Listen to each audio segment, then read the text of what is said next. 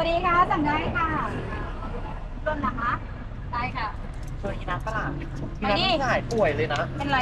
ตอนนั้นแดดมันแบบมันไม่ได้พักผ่อนอ่ะมึงมันทำงาน30 วันอ่ะหยุด1 วันต่อเดือนนายมันเยอะขนาดนั้นเลยเหรอฮะมันเที่ยวเยอะอะ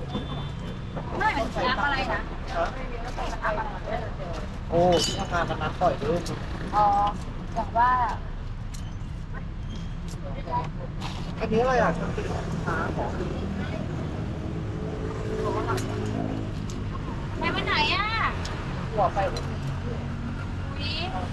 ก็วันนี้วันนี้กูก็ ถ้าเกิดวันนี้มึงเมาใช่ปะกูก็ไม่ต้องนอน กูมาวันนี้กูมา4-5 วันรวดไม่ต้องห่วงถ้าเกิดมึงเมาแล้วก็บอก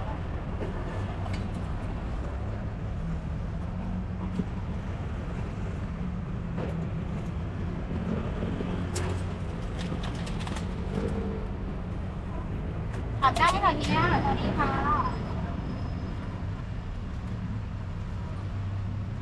อะไรคะ ผมจะชิมปูสักตัวหนึงได้ไหมหน่อยได้ไหมคะ ผมจะชิมด้วยอันหนึ่งได้ไหมปู อ๋อชิมไม่ได้อะค่ะเท่าแก่ไม่อยู่อะค่ะ ชิมหายนะ ค่ะ ชิมก็ไม่ได้เหรอ ใช่ค่ะแย่เรียบร้อยค่ะ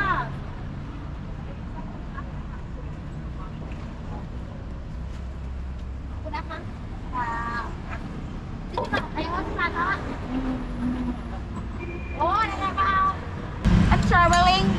sometime like a few times per years yeah but 3 months ago I just back from Paris Berlin and Milano and some Switzerland yeah nice nice the next week Vietnam ไม่เอานะพี่เนาะไม่เอาค่ะ because most of the channel I saw like Mr. Walker with the bird and all that you know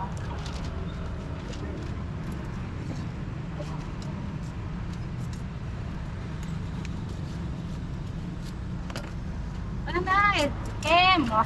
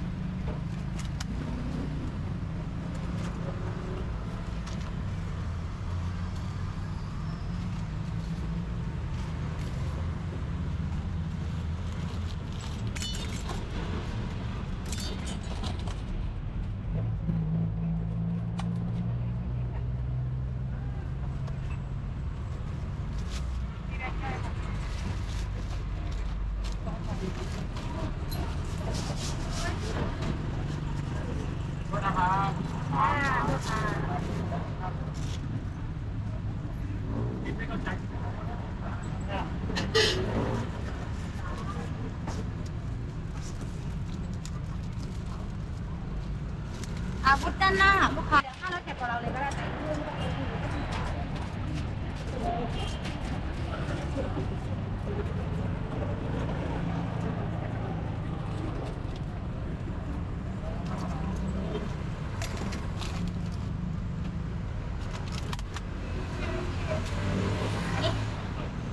แล้วก็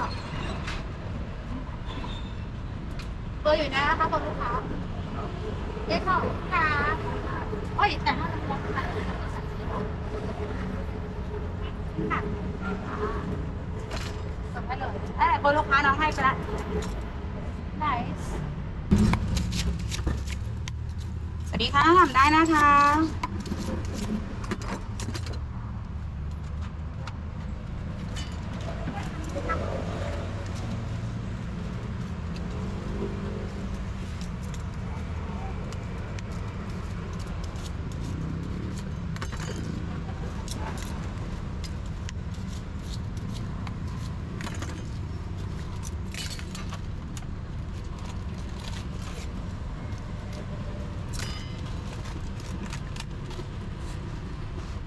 พุทธนั่นหยิบได้เลย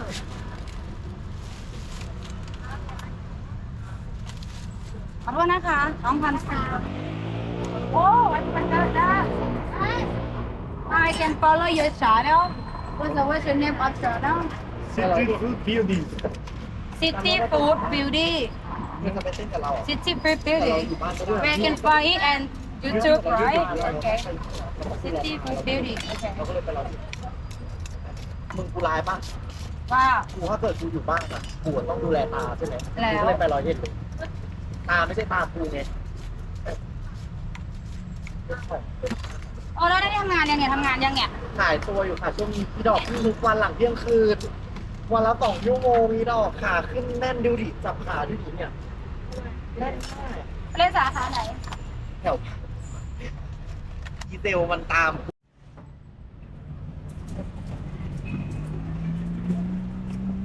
Do you know where is the nice Tom Yum What is the favorite food in Thailand Do you know that Did you know that Main favorite food for me. No popular food sorry อะไรคะ มันรวมได้ใช่ไหม ได้ค่ะไซส์ตั้งกล่องค่ะ เอารวม60 บาท 3 อย่างนะคะ จ้ะ That if you come here you must try in Thailand Did you know that If you make a burger of it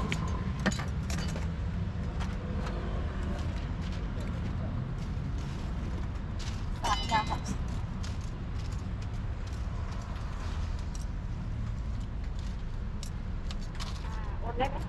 ได้ค่ะรบกวนด้านหน้าเลยค่ะโอนได้จ้าสวัสดีค่ะปลาหมึกอย่างเดียวหรือเปล่า มันมีเอา3 กล่อง 3 กล่องเอาอะไรบ้าง เอารวม2 กล่อง101 2 กล่องแล้วก็หมึกอย่างเดียว โอเค แค่2 กล่องแล้วแยก จัดให้เอาคุณด้านหน้าจ้ะขอบคุณค่ะปลาหมึก101แล้วก็รวม2ไอ้รวม2หิ้วรวมแล้วก็ปลาหมึกแยก ใช่ครับ เอโฟเฮ้ยวันนี้มาช้าน่ะว่าวันนี้มีปาร์ตี้ตลอดที่ทำงาน อันนี้ที่เขาฝากซื้อ อ๋อนึกว่ามีปาร์ตี้เพราะวันนี้ลูกค้าส่วนมากลูกค้าจะซื้อแบบปาร์ตี้อย่างเมื่อวานเนี่ยเริ่มปาร์ตี้กันอยู่เมื่อวาน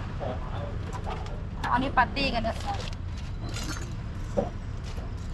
อันนี้จะใช้เป็นโคนนะครับ ได้เลยจ้ารบกวนด้วยค่ะด้านหน้าเลยค่ะ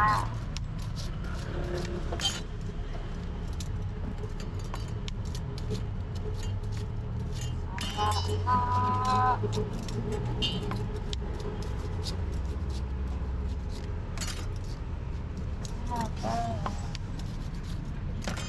ุณค่ะ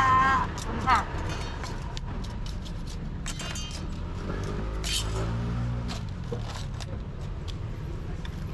ปลาหมึกนี่เอาน้ำจิ้มไหมเอาอีกค่ะ